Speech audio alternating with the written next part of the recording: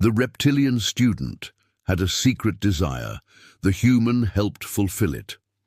Dr. Marcus Chen had seen many unusual students in his 20 years of teaching marine biology at Pacific Coast University, but Lyra was different in ways he couldn't quite articulate. She sat in the back corner of his lecture hall, her pale green eyes fixed on him with an intensity that made him simultaneously uncomfortable and intrigued, while other students scribbled notes or dozed off during his discussions of aquatic ecosystems.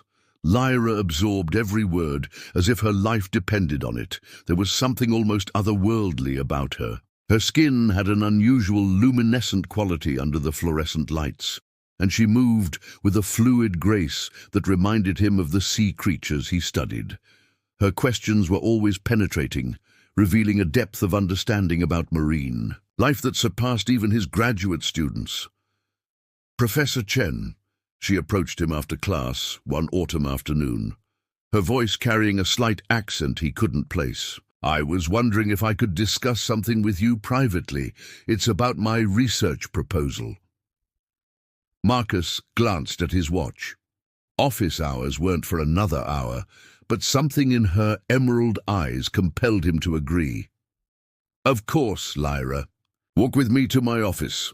As they strolled across the campus quad, he noticed how she seemed to shy away from direct sunlight, preferring the shadows cast by the towering oak trees. Students passed them in clusters, chatting and laughing, but Lyra remained focused solely on him. "Your lectures on deep-sea adaptation fascinate me," she said, her voice melodic and soft. "Particularly your theories about creatures that exist between our world and others we haven't discovered yet." Marcus felt his cheeks warm. That particular theory was considered fringe science by his colleagues, something he rarely discussed in detail. "You're one of the few students who pays attention to those segments." "I pay attention to everything you say," she replied, and there was something in her tone that made his pulse quicken. They reached his office, a cramped space filled with marine specimens in jars, scattered papers, and the faint smell of salt water from his research tanks. Lyra's eyes immediately went to his collection of rare scales and shells, and he could have sworn he saw longing in her expression. "What I'm about to tell you might sound impossible," she began, settling gracefully into the chair across from his desk. "But I need you to trust me. I need your help with something that goes beyond academic research." Marcus leaned forward, intrigued, despite himself. "What kind of help?" Lyra was quiet for a long moment, her slender fingers drumming nervously on the armrest. Finally, she looked up at him, and he saw vulnerability in those extraordinary eyes. "I need to learn how to live in your world, Professor. Completely. Permanently.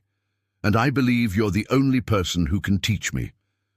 The request was cryptic, but something about her sincerity made him want to help her. "I'm not sure I understand, but I'm willing to listen. That's all I can ask for right now," she said, relief evident in her voice. "Thank you, Marcus. May I call you Marcus?"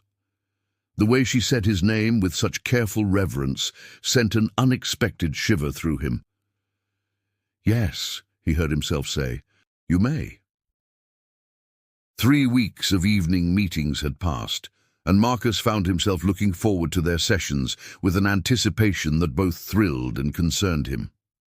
Lyra had been sharing her extensive knowledge of marine ecosystems, knowledge that far exceeded what any student should possess. Her insights into the behavior of deep-sea creatures were so detailed and personal that he sometimes wondered if she had lived among them. Tonight was different. She had asked him to meet her at the university's marine research station by the harbor, claiming she had something important to show him. The moon hung full and silver over the Pacific, casting dancing reflections on the water as Marcus made his way down the wooden pier. He found Lyra standing at the edge of the dock, her silhouette elegant against the moonlit ocean. She had removed her usual long-sleeved cardigan and shoes, wearing only a flowing dress that seemed to shimmer in the pale light like scales. "Thank you for coming." she said without turning around. I know this is unusual, meeting here so late. Lyra, what's this about? Marcus asked, stepping closer. You've been mysterious for weeks, and while I enjoy our conversations, I need to understand what you really want from me. She turned then, and he gasped. In the moonlight, her skin had taken on an iridescent quality, subtle scales catching and reflecting the silver light along her arms and shoulders. Her eyes seemed to glow with their own inner luminescence. I want to trust you with the truth, she said, her voice barely above a whisper. But I'm afraid of what you'll think of me. Marcus's scientific mind raced, trying to process what he was seeing. Lyra, what are you? Instead of answering with words, she dove into the harbour water with a grace that defied human capability. Marcus rushed to the edge of the dock, his heart pounding, expecting to see her surface for air. Instead, he watched in wonder as she moved through the water like liquid mercury, her form changing, becoming something between human and sea creature. Her legs seemed to fuse into a powerful tail, and delicate fins emerged along her spine. When she emerged several minutes later, pulling herself onto the dock with graceful strength, Marcus was waiting with his jacket and a million questions. I am what your people might call a sea dragon, she said, accepting his jacket gratefully as her form shifted back to human appearance. My kind has lived in the deep places of the ocean for millennia, hidden from human eyes. But I've always been different. I've always been drawn to the surface world, to humanity, to you. Marcus sat down heavily on a nearby crate, his mind reeling. This is impossible. This is magical?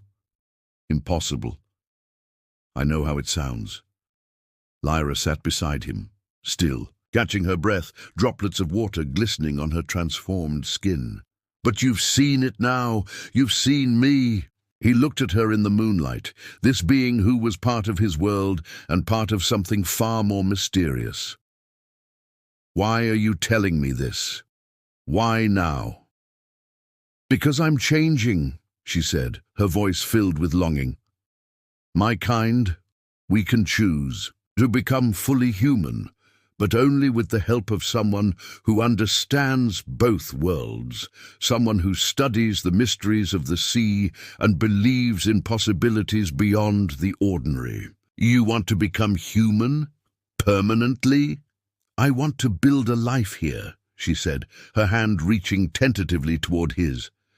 I want to continue learning from you, working beside you. I want to wake up every morning and see the sunrise instead of diving deep to avoid it. Marcus felt his heart racing as her fingers intertwined with his. And you think I can help you do this?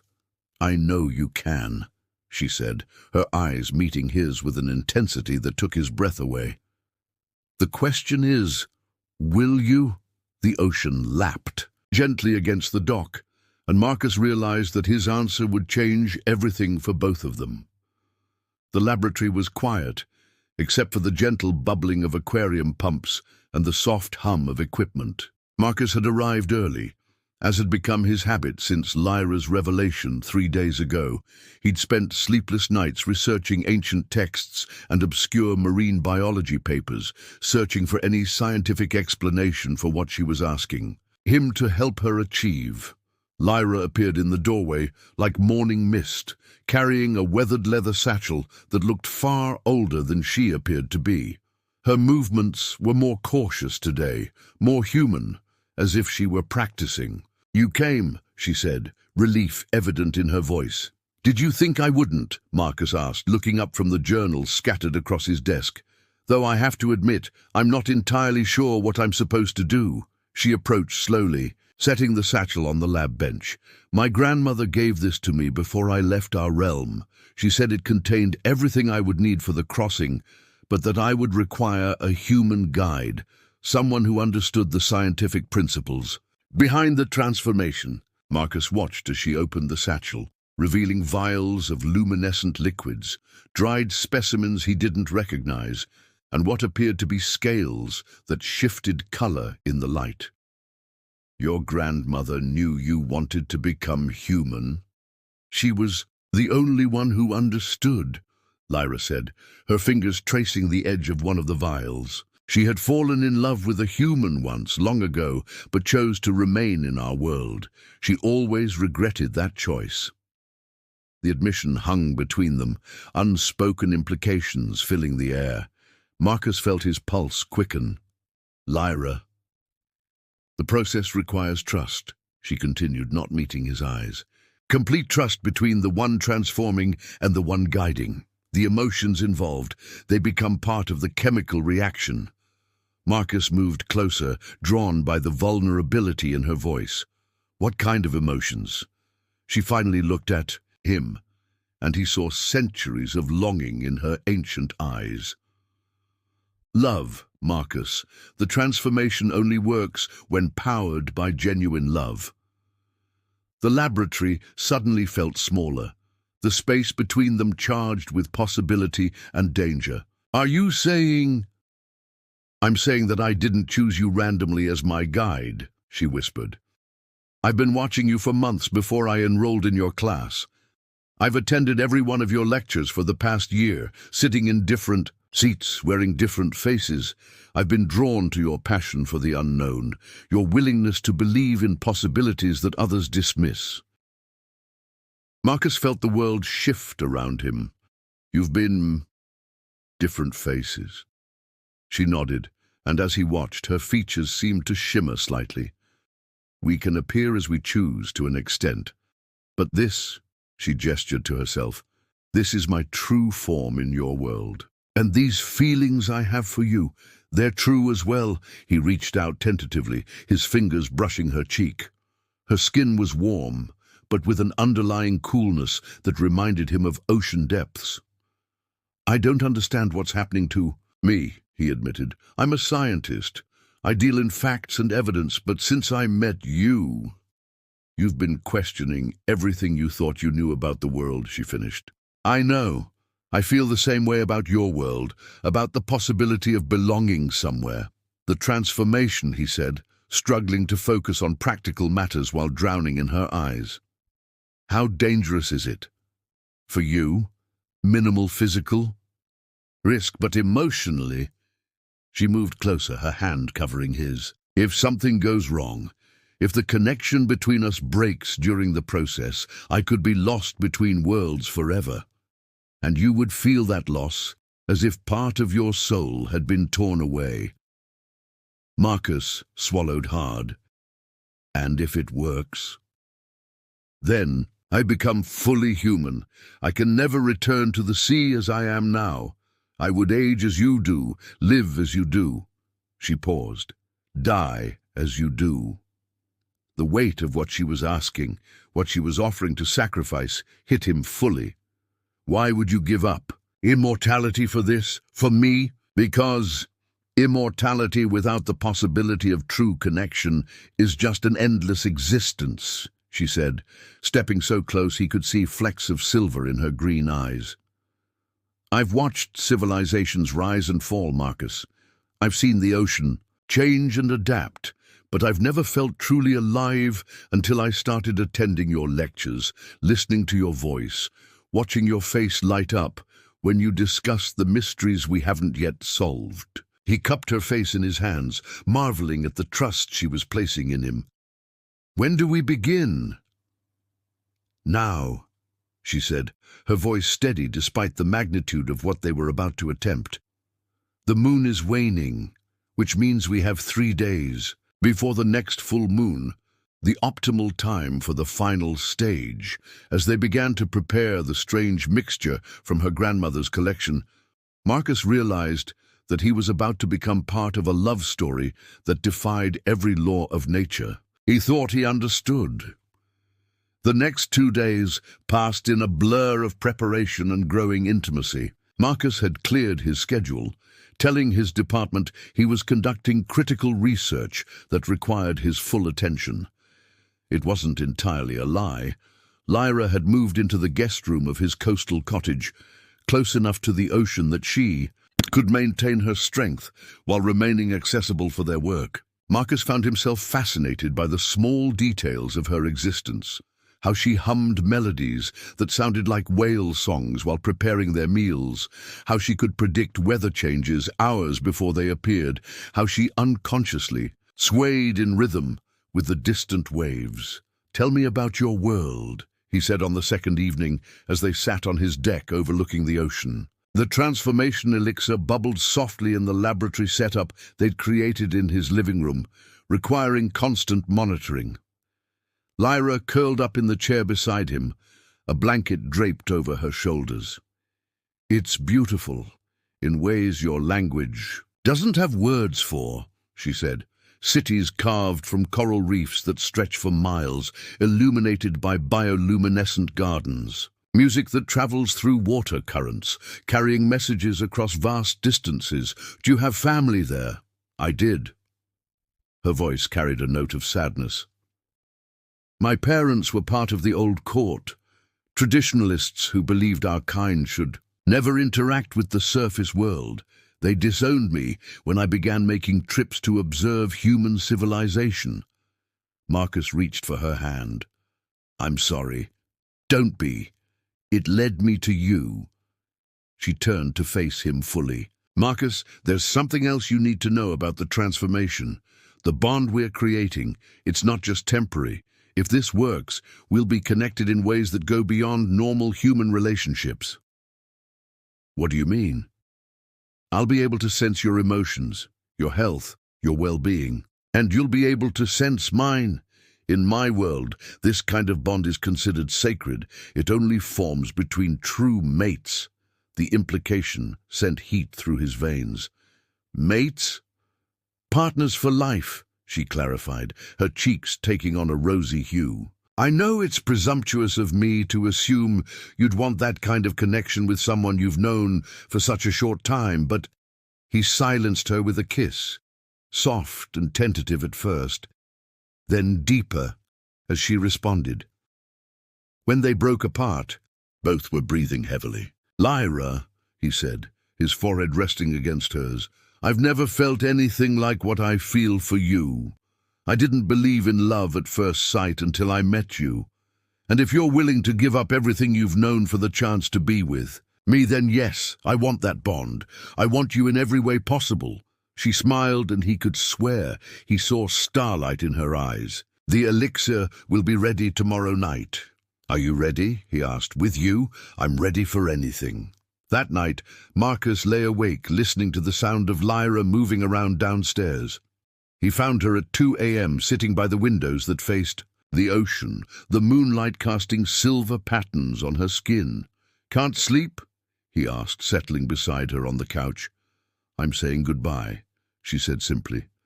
"After tomorrow, I'll still be able to see the ocean, but I won't be able to hear its voice the way I do now. I won't be able to feel the pull of the deep currents or sense the movement of creatures miles beneath the surface." Marcus wrapped his arms around her, holding her against his chest. "Are you having second thoughts?" "No," she said firmly. "But I'm scared. What if I'm not enough for you as just a human woman? What if the mystery and magic were all you found attractive about me?" He tilted her chin up so she had to look at him. "Lyra, the magic was never what drew me to you. It was your curiosity, your intelligence, the way you listen when I talk about my work, as if every word matters. It was the kindness in your eyes and the strength in your voice when you told me your truth. You're not just saying that. I'm falling in love with who you are, not what you are," he said, meaning every word. "And tomorrow night, when you're fully human, I'm going to spend the rest of my life proving that to you." She kissed him then, soft and sweet and full of promise, and Marcus knew that whatever happened during the transformation, they would face it together. The final night arrived with unusual stillness. Even the ocean seemed to be holding its breath as Marcus and Lyra made their final preparations in his laboratory. The elixir had transformed over the past 3 days from a simple mixture into something that seemed to contain liquid starlight, swirling with colors that shouldn't have been possible. Once I drink this, the process will take approximately 6 hours, Lyra explained, her voice steady despite the magnitude of what they were about to attempt. During that time, you'll need to maintain physical contact with me and keep me grounded in this reality. If I start to drift back toward my ocean form, you'll need to call me back, Marcus nodded, checking the monitors he'd set up to track her vital signs. And if something goes wrong, then you let me go, she said firmly. Promise me, Marcus. If it becomes clear that the transformation isn't working, you won't try to hold on to me out of guilt or affection. Some things aren't meant to be forced. I promise, he said. Though the words felt like broken glass in his throat, Lyra lifted the vial of elixir, and in the moonlight streaming through the windows, she looked like something from a dream. I love you, Marcus Chen. Whatever happens, tonight, I want you to know that these past few days with you have been the most alive I've ever felt. I love you too, he replied, the words coming easier than he'd expected. And I believe in us. I believe in this. She drank the elixir in one swift motion, and immediately her eyes began to glow with an intense silver light. Marcus moved too, her side as she settled onto the bed they'd prepared, taking her hand in his. The transformation began slowly. At first, it was just a gentle luminescence spreading across her skin. But gradually, Marcus could see the battle taking place within her, her human form solidifying while her draconic nature fought to maintain its hold. Her grip on his hand tightened to nearly painful levels. "Stay with me," he whispered, smoothing her hair back from her forehead. "Focus on my voice. Focus on us." For 3 hours, she drifted in and out of consciousness, sometimes speaking in languages he didn't recognize, sometimes calling out to beings from her underwater world. Each time she began to slip away, Marcus would lean close and speak of their future together, the research they would conduct, the places they would travel, the ordinary human moments they would share. Around 4 a.m. she began to convulse, and Marcus feared they were losing her.